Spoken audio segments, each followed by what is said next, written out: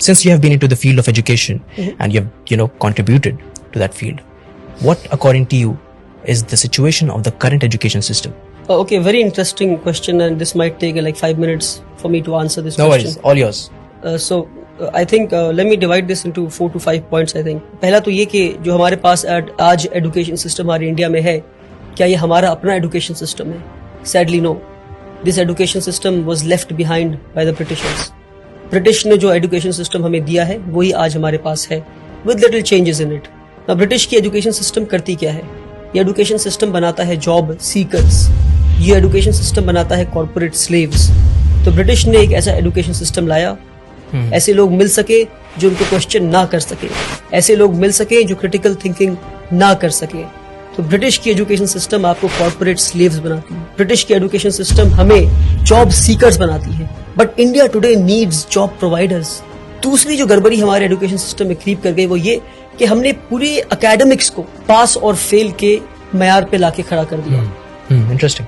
कि आप पढ़ाई करते हैं सीखने के लिए नहीं, आप पढ़ाई करते हैं पास या फेल होने के लिए. तो उससे होता क्या है? मेरे जैसा एक कमजोर बच्चा क्लास 1 में मैथ्स में 40 लाता है तो मुझसे कहा जाता है कि आप मैथ्स में पास हो गए. फिर मैं क्लास 2 में जाता हूँ, फिर मैं 40 लाता हूँ तो कहा जाता है कि आप मैथ्स में फिर से पास हो गए. तो यानी मैं 60 नंबर जो नहीं ला पाया तो 60% में नहीं सीख पाया. ये 60% बिना सीखे मैं क्लास 2 में गया, फिर 60% बिना सीखे मैं क्लास 3 में गया, फिर 60% बिना सीखे मैं क्लास 4 में गया. इसी तरह मैं क्लास 10 पहुंच जाता हूँ और 600% मेरे एजुकेशन में लूप रह गए, मेरे एजुकेशन में कमी रह गई. क्योंकि मुझे ये बताया गया कि पढ़ते सीखने के लिए नहीं है. मेरे एकेडमिक्स को लर्निंग परसेंटेज पे नहीं लाया गया, मेरे पढ़ने को पास या फेल पर लाकर मुझे 0 बना दिया गया. क्योंकि मैं पास होकर डिग्री तो ले लूंगा और मुझे जॉब भी मिल जाएगी और फिर किसी कॉर्पोरेट वर्ल्ड में मैं गुलामी के लिए पहुंच जाऊंगा.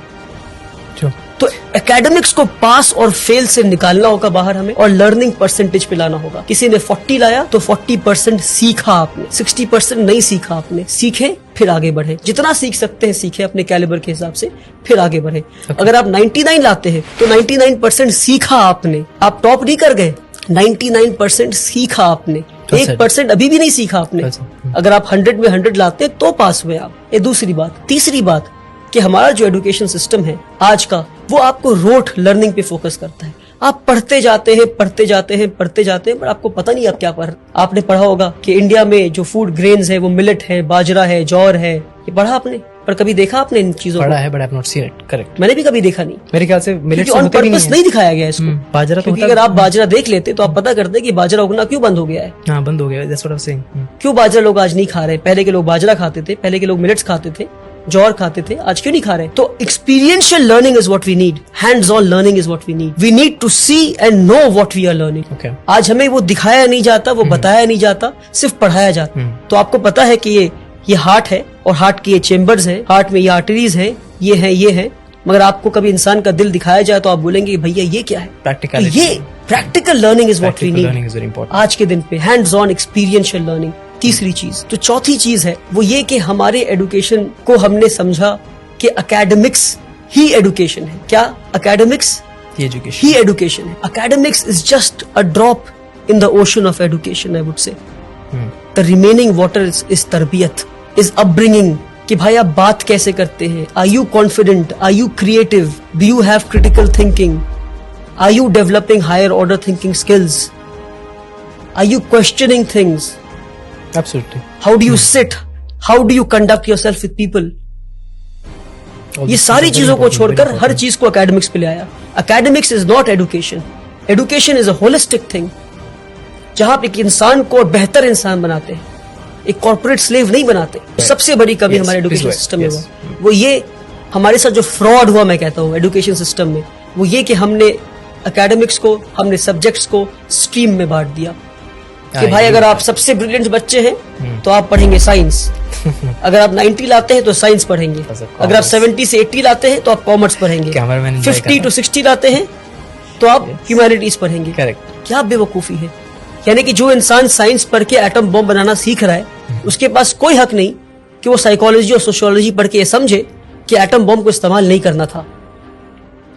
तो अगर एटम बॉम्ब बनाने वाले ने सोशियोलॉजी और साइकोलॉजी पढ़ा होता और एटम बॉम्ब जिसके हाथ में पहुंचा, अगर उसने साइकोलॉजी और सोशियोलॉजी पढ़ा होता तो उसे पता होता कि बॉम्ब फोड़ना नहीं था.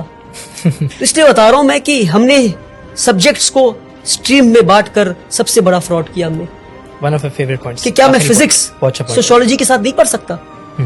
क्या मैं केमिस्ट्री हिस्ट्री के साथ नहीं पढ़ सकता? क्यों नहीं पढ़ सकता? अच्छा, कि अगर मैं आखिरी बात, अगर हाँ, मैं please. साइंस पढ़ रहा हूं मैं, तो क्या मेरे पास हक नहीं कि मैं अकाउंट्स भी पढ़ूं मैं? तो आज जरूरी है मल्टी डिसिप्लिनरी लर्निंग का। But you're an expert of one thing. If people ask that, what would you say? You can have majors and minors. Yes, that's the answer. You need to have the hang of almost all the subjects. Makes sense. You need to learn accountancy. You need to know economics. You need to know history. You need to know sociology. You need to know psychology. You can be an expert of history, but you need to know the basics of physics. पर हमारे साथ ये fraud किया गया। आप physics पढ़ेंगे पर आप हिस्ट्री नहीं पढ़ सकते, आप सोशियोलॉजी पढ़ेंगे पर आप केमिस्ट्री नहीं पढ़ सकते। Okay. क्यों किया हमारे साथ ये फ्रॉड आपने? क्यों? क्योंकि आपको कॉर्पोरेट स्लेव्स चाहिए थे। आपको इजी वे बच्चों को देना था कि भाई ये पढ़ो, नंबर लाओ, पास हो, टॉपर बनो, आके हमें सर्व करो। सैडली